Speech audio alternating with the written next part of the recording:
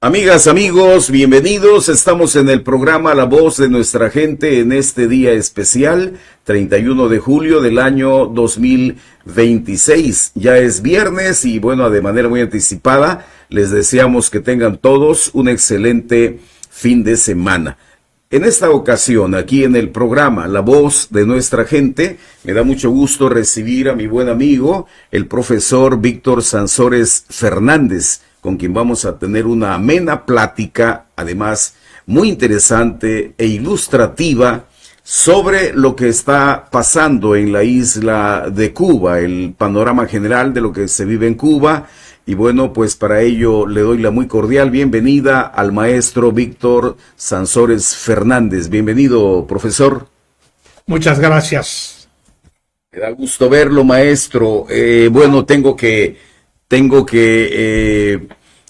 pedirle de favor, usted es un hombre muy estudioso, el maestro Víctor Sansores Fernández es un hombre muy culto y es un intelectual de nuestro tiempo que afortunadamente es nuestro amigo, y quisiera que nos comentara acerca de una conmemoración, ¿verdad?, que para mucha gente pasó desapercibida, pero que tiene mucho de fondo. Lo que sucedió el pasado 26 de este mes en la isla de Cuba, se conmemoró ayer, allá los cubanos conmemoraron el Día de la Rebeldía Nacional. Platíquenos un poquito del trasfondo de esta celebración, maestro. Es obligado manifestar el gusto, la satisfacción y el honor de estar con usted. Gracias. Compartiendo este tema.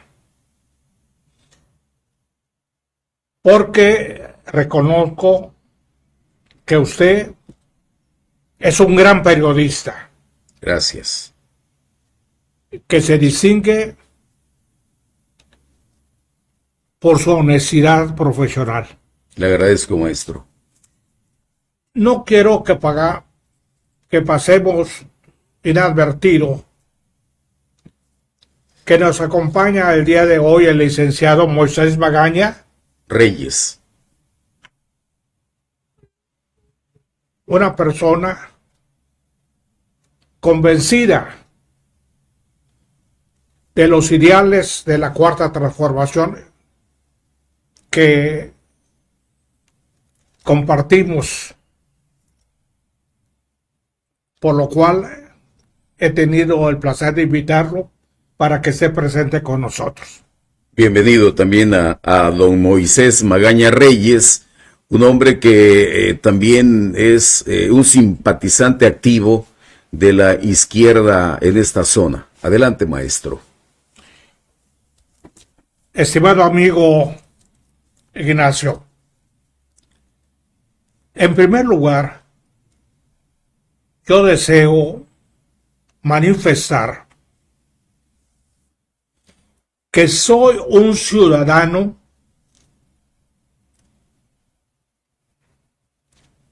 que pregona la izquierda política. Eso significa que abogo por la paz, convencido que es la condición necesaria para que los pueblos puedan desarrollarse a plenitud.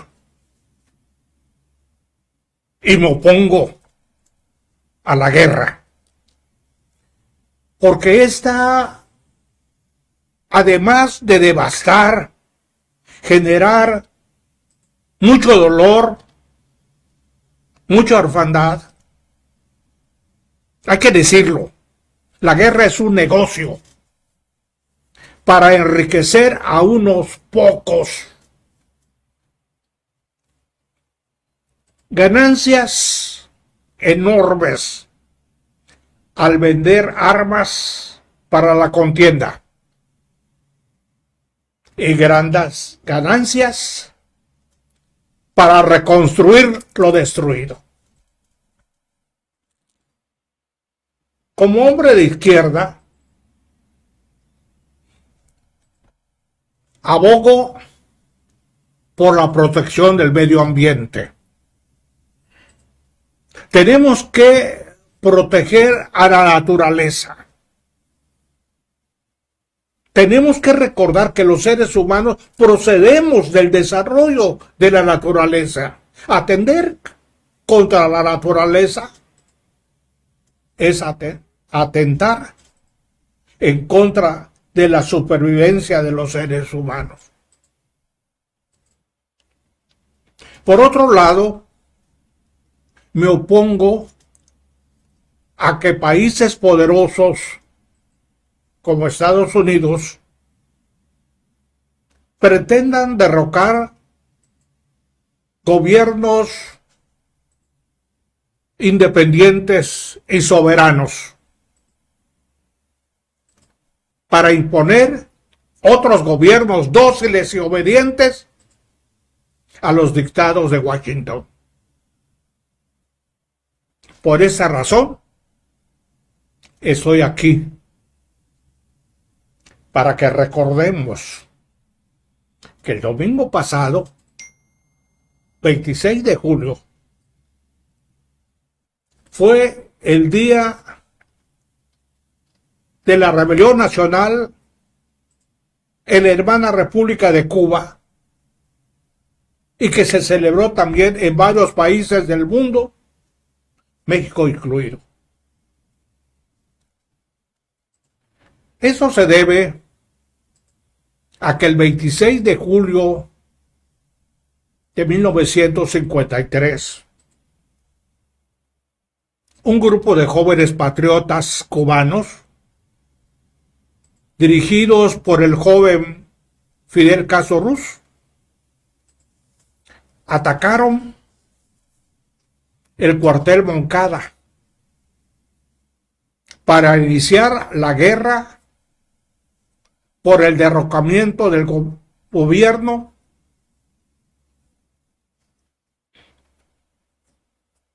del señor Fulgencio Batista, quien se había distinguido por ser un represor, por encarcelar, por torturar y desaparecer a los cubanos que se habían manifestado contrarios a su gobierno. También porque mantenía en la pobreza, el analfabetismo, con bajos salarios al pueblo. Y se mostraba vergonzosamente obediente a las órdenes del gobierno norteamericano. Sí. Desafortunadamente, el ataque al cuartel Moncada fracasó. Muchos de los jóvenes murieron y otros fueron asesinados por los soldados del gobierno. Sin embargo, los sobrevivientes se reunieron y declararon que el 26 de julio de cada año debería ser el día de la rebeldía nacional. Caminaron hacia las montañas de la Sierra Maestra para reorganizar la lucha armada e hicieron de Radio Rebelde el instrumento para difundir las acciones de los rebeldes y sus ideales.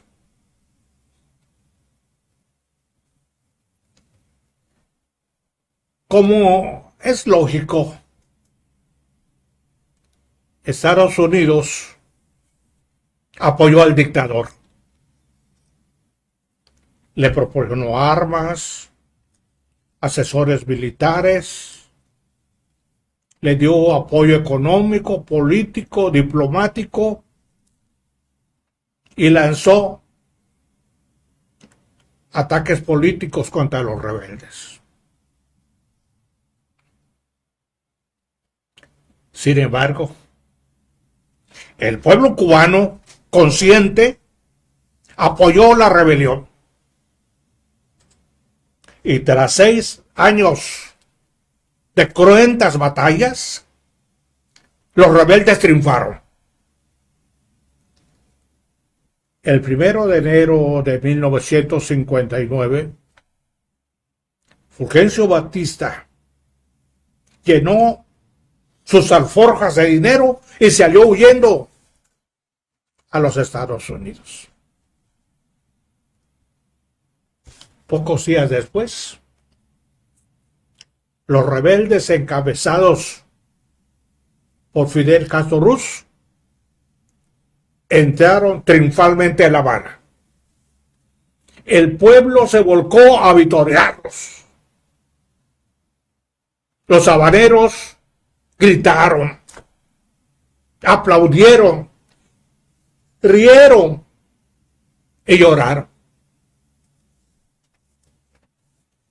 Se iniciaba una nueva etapa en la historia de ese pueblo.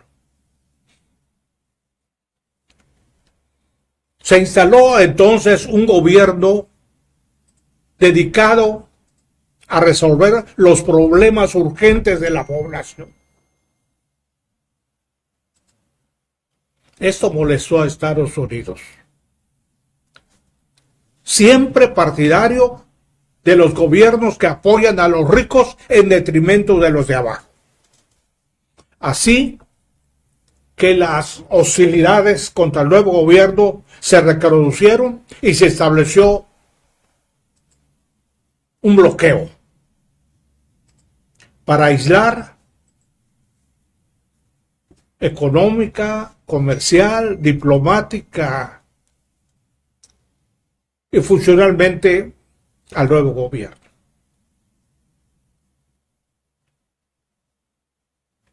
Sin embargo, las medidas coercitivas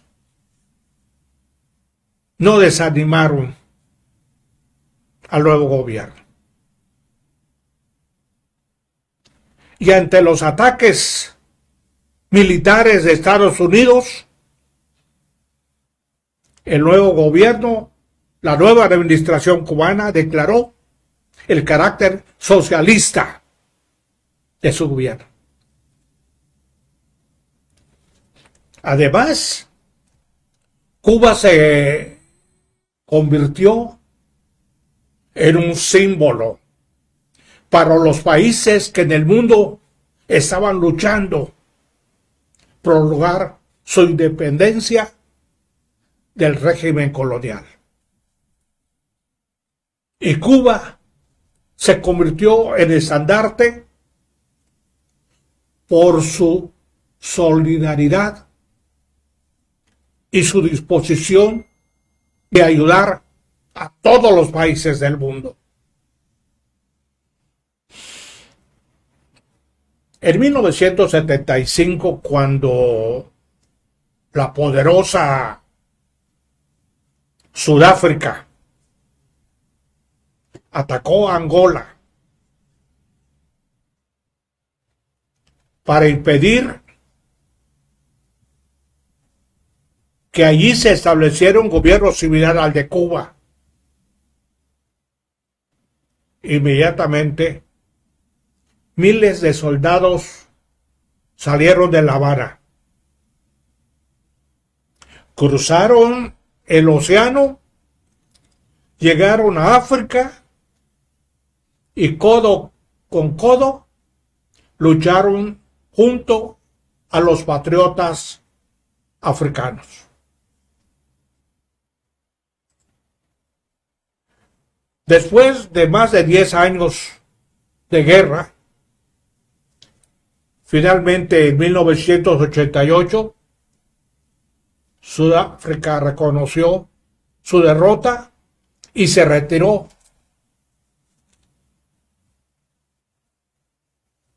El triunfo de las fuerzas revolucionarias de Angola y de Cuba fueron una victoria para el mundo.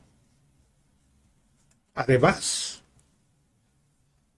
influyó para que pocos años después fuera liberado Nelson Mandela, que había permanecido 23 años preso por oponerse al apartheid en Sudáfrica. Y también influyó el triunfo angoleño-cubano para que poco tiempo después, al fin, se instalara en Sudáfrica un gobierno democrático que abolió el apartheid y la discriminación contra la raza negra de ese país. Años después,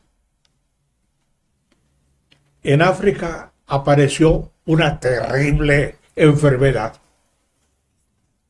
el ébola.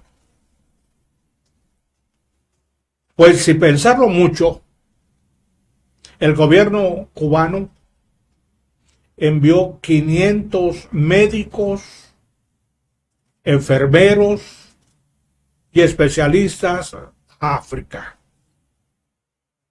Y lograron salvar la vida de miles de personas.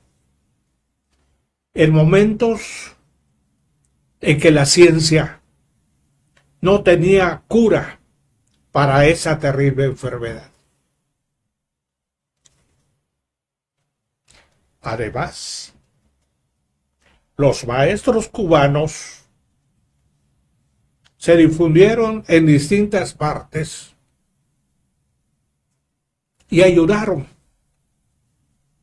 para erradicar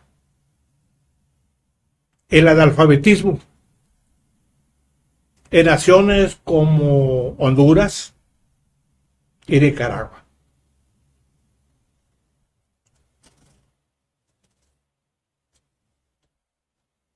Entonces, también hay que recordar que médicos cubanos se dirigieron a 56 países del mundo para ayudar a erradicar la enfermedad y fortalecer la vida.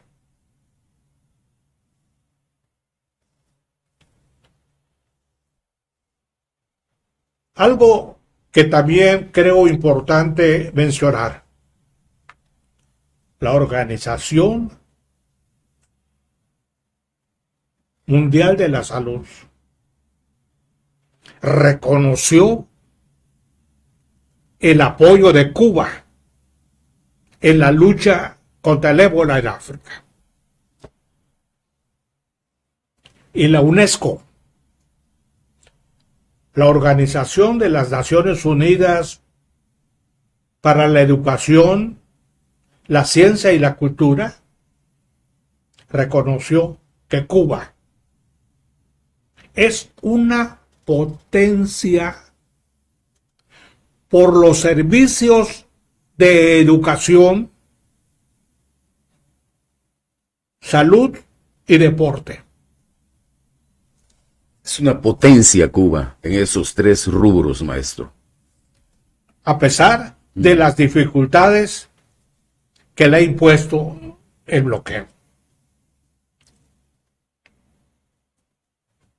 Han pasado muchos años y podemos resumir que los gobiernos de los últimos 14 presidentes de Estados Unidos, unos republicanos, los otros demócratas, todos se han esforzado por acabar con la Revolución Cubana. Han ensayado invasiones, más de 600 veces han intentado asesinar a Fidel Castro, han implementado boicot y todas las medidas han fracasado. La fortaleza del gobierno y el pueblo de Cuba se mantienen firmes. Sin embargo, el presidente Donald Trump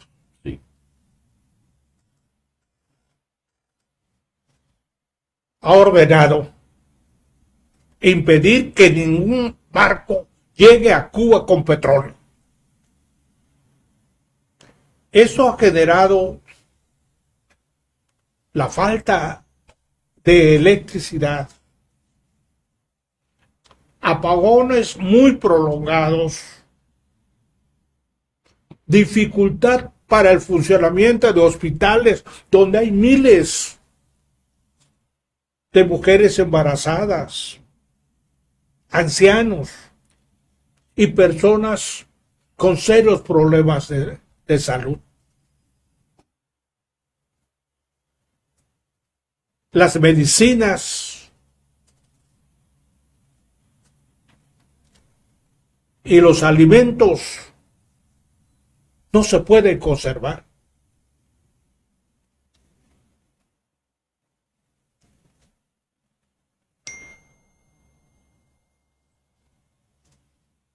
Y lo peor, Donald Trump ha amenazado con invadir la isla, de poner el actual gobierno, eliminar el socialismo e imponer un gobierno dócil y obediente a los intereses de los Estados Unidos. Por estas y muchas razones estoy aquí presente para proponer que todas y que todos nos solidaricemos con nuestros hermanos de Cuba.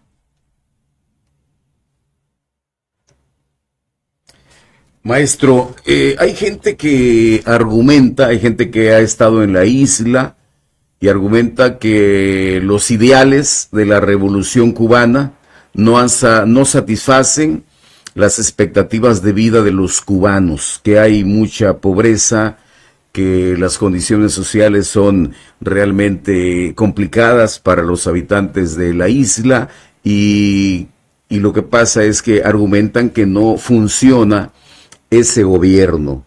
Por otra parte, la narrativa del gobierno gringo, de los gobiernos de Estados Unidos, es en el sentido de que ahí se vive una dictadura y que mientras esa dictadura no caiga, las condiciones de los cubanos no van a cambiar. ¿Qué nos puede usted, por favor, comentar al respecto? No nos debe sorprender esa propaganda. Nosotros sabemos que todos los medios de comunicación son propiedad privada y no van a hablar bien de un gobierno democrático, honrado, honesto, que pugna por la dignidad del pueblo.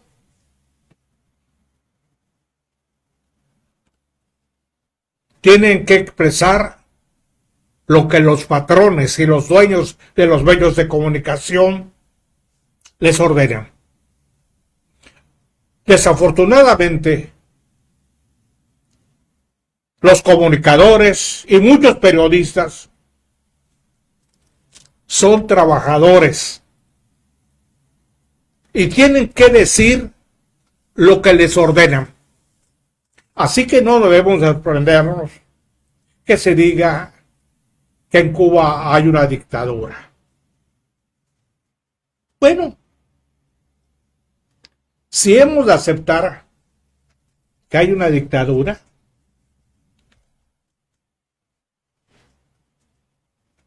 sí la hay.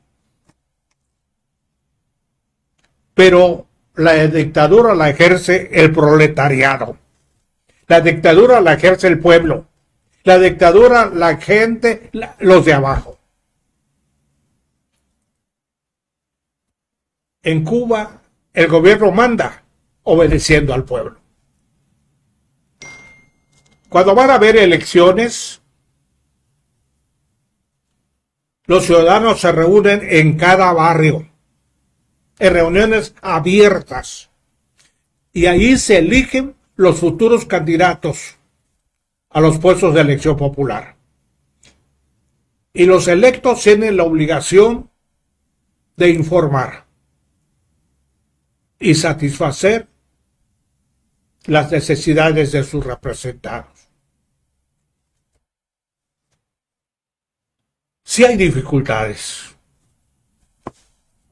No podemos negarlo.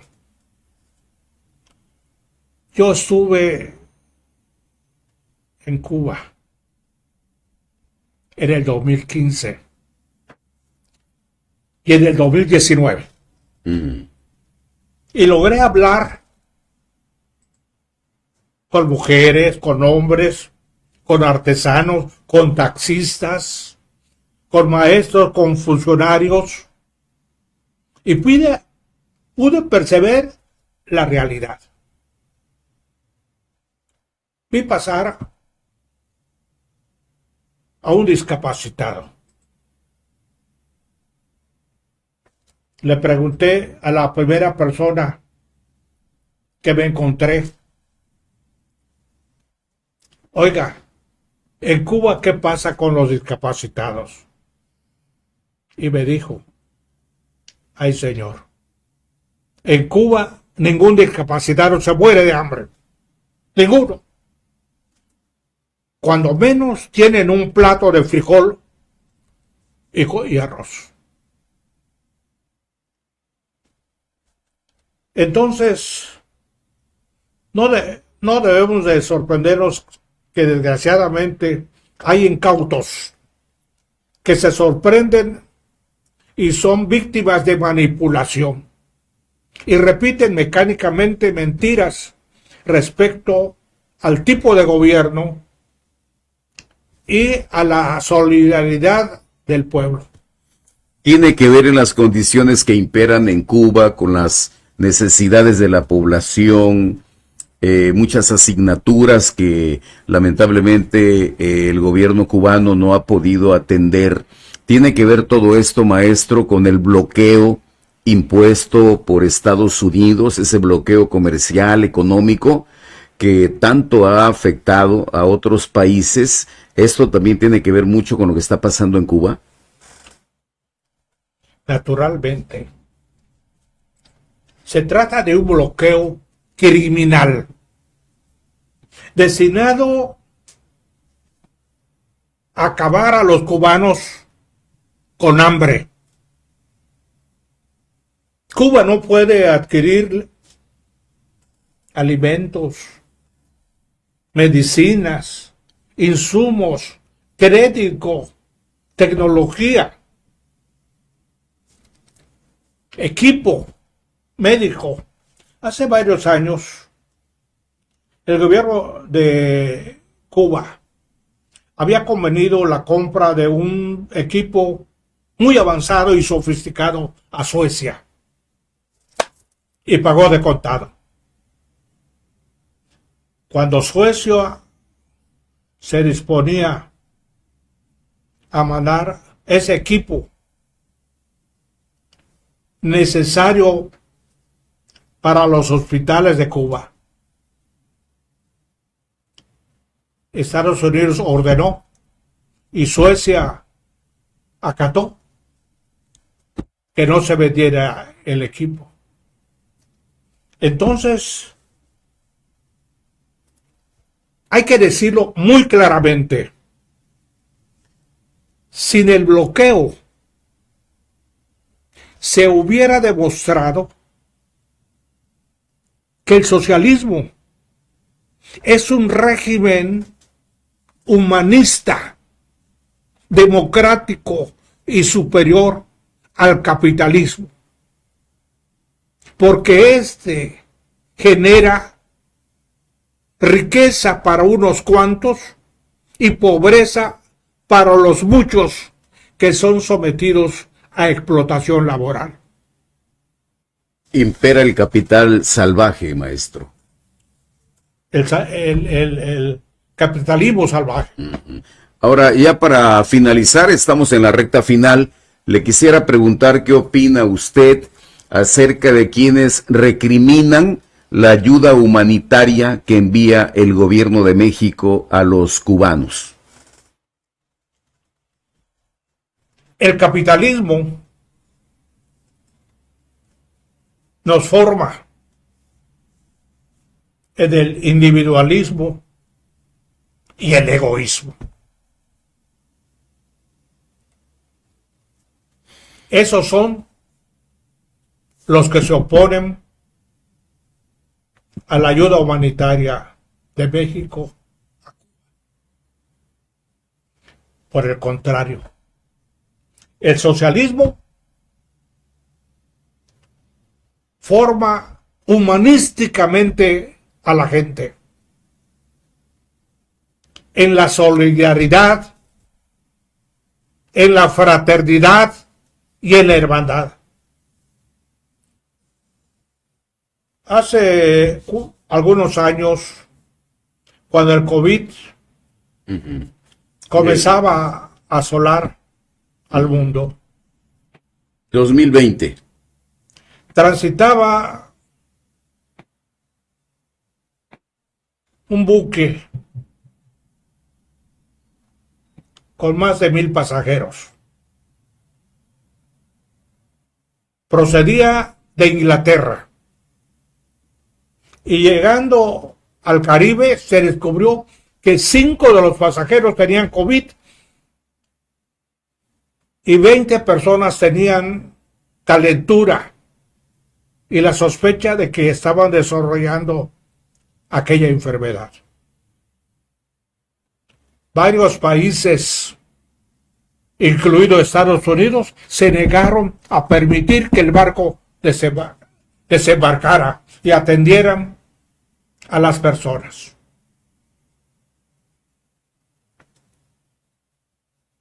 Cuba, tan generosa, aceptó la petición de Inglaterra y de Irlanda del Norte, que el barco pudo acercarse al puerto de Mariel. Llegaron aviones de Inglaterra y los pasajeros pudieron regresar, porque de lo contrario hubiera ocurrido una catástrofe. Muy bien, maestro, ya para finalizar, ¿algún mensaje que usted desee enviar a la gente que nos está viendo por este conducto? Claro que sí. Estoy aquí para dirigirme a la ciudadanía que amablemente nos está observando, para pedirles, por favor, y con mucha vehemencia, su ayuda y su solidaridad para el gobierno y el pueblo de Cuba, que en este momento están viviendo momentos extremadamente difíciles, pensando que ayudar a Cuba es ayudar al gobierno de la Cuarta Transformación y a todos los gobiernos del mundo que trabajan esencialmente para favorecer a los de abajo, a los pobres, a los marginados. Ayudar a Cuba es ayudar a los regímenes que luchan por la soberanía, para que cada país pueda tener el gobierno de su elección sin interferencia extranjera. Y finalmente, apoyar a Cuba es apoyar a quienes trabajan por la justa distribución de la riqueza, por la dignificación